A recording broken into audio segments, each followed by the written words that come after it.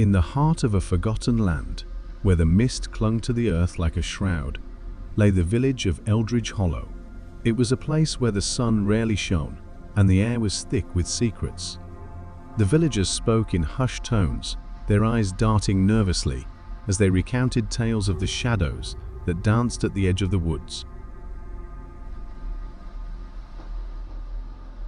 One chilly evening, a weary traveler named Thomas stumbled upon Eldridge Hollow.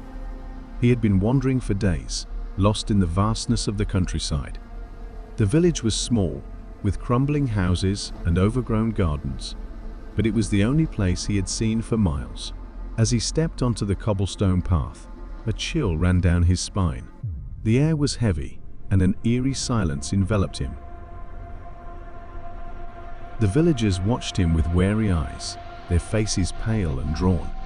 Thomas approached a woman who stood near a well, her hands trembling as she fetched water. "Excuse me," he said, trying to sound friendly. "Can you tell me where I might find a place to stay?"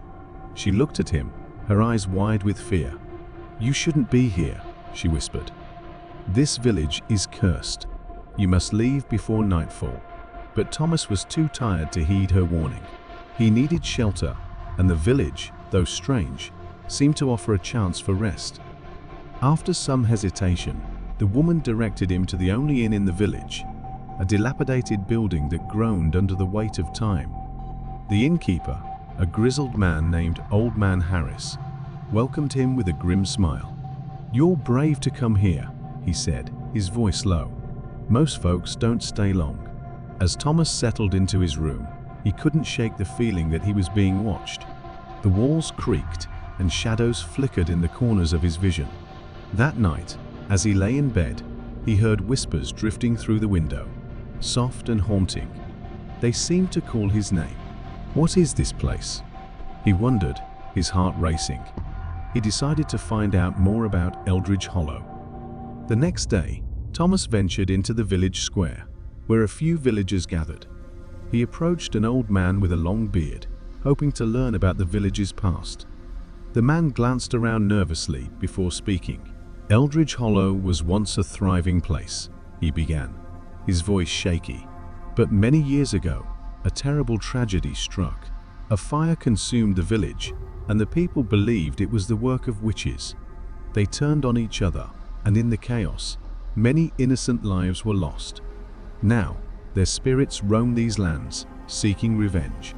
Thomas felt a chill creep up his spine. "But why do the villagers stay?" he asked, bewildered. The old man sighed.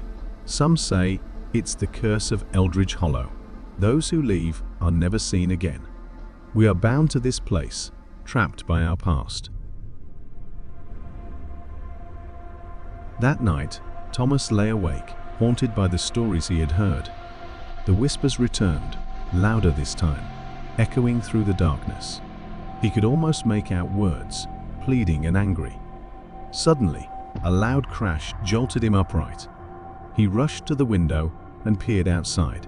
The moon hung low, casting an eerie glow over the village. He saw shadows moving in the distance, darting between the trees. Fear gripped him, but curiosity pushed him to investigate. He grabbed a lantern and stepped outside, the cold air biting at his skin. As he walked toward the woods, the whispers grew louder, swirling around him like a tempest. "Help us find us," they cried. Thomas's heart raced as he ventured deeper into the darkness, the lantern flickering in his trembling hand. Suddenly, he stumbled upon a clearing. In the center stood an old, crumbling stone well, covered in vines. The whispers intensified, swirling around him like a storm. "Help us," they pleaded again. Without thinking, Thomas approached the well, peering into the depths. The darkness seemed to stretch on forever. "What do you want?" he shouted, his voice trembling. A figure emerged from the shadows, a woman, her face pale and her eyes filled with sorrow. "We are trapped," she said, her voice a haunting melody. "You must help us break the curse." Thomas felt a strange connection to her, as if he could see the pain etched in her soul. "How can I help?" he asked, his heart pounding. "The fire, it was not an accident. Find the truth, and you will set us free," she whispered before vanishing into the night. Determined to uncover the truth, Thomas spent the next few days investigating the village. He spoke to the villagers, piecing together fragments of the past. He learned of a hidden diary belonging to the village's last witch, a woman named Elara, who had been blamed for the fire.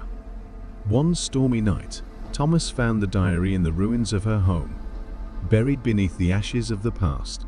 As he opened it, he felt a surge of energy. The pages were filled with Elara's writings, detailing her struggles against the villagers' fear and hatred.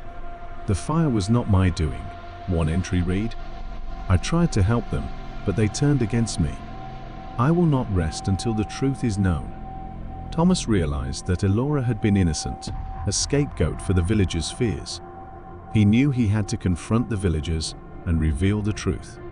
That evening, Thomas gathered the villagers in the square, his heart racing. "Listen to me," he shouted, his voice echoing in the stillness. "I have found Elara's diary. She was innocent. The fire was not her fault." The villagers gasped, their faces a mix of disbelief and fear. Old Man Harris stepped forward, shaking his head. "You don't understand. If we acknowledge her innocence, the curse will consume us." But Thomas pressed on, determined to break the cycle of fear. "You cannot hide from the truth. Elara's spirit is trapped here, just like all of you. You must face your past to find peace." Tension filled the air as the villagers exchanged nervous glances. Finally, a brave woman stepped forward. "We must listen to him. We owe it to Elara." As the villagers began to speak, sharing their own fears and regrets, the air around them shifted. The whispers grew softer, almost soothing. Thomas felt a warmth spread through the crowd, a sense of release. Suddenly, the ground trembled, and a blinding light erupted from the well. The spirits of the villagers who had perished in the fire emerged, their faces filled with sorrow. Elara stood among them, her presence radiant. "Thank you," she said, her voice echoing like a gentle breeze. "You have set us free." The villagers fell to their knees, tears streaming down their faces as they finally acknowledged their past. The shadows that had haunted Eldridge Hollow began to fade, replaced by a warm glow that illuminated the village. With the curse lifted, Eldridge Hollow began to heal. The villagers worked together to rebuild their homes and their lives, honoring the memory of those lost in the fire. Thomas decided to stay, finding a sense of belonging he had never known before. As the sun rose over Eldridge Hollow, the village transformed. The whispers that once filled the air were replaced by laughter and hope. Thomas knew that the shadows had been vanquished and the spirits of the past could finally rest. In the heart of the village, the well stood as a reminder of the darkness they had overcome.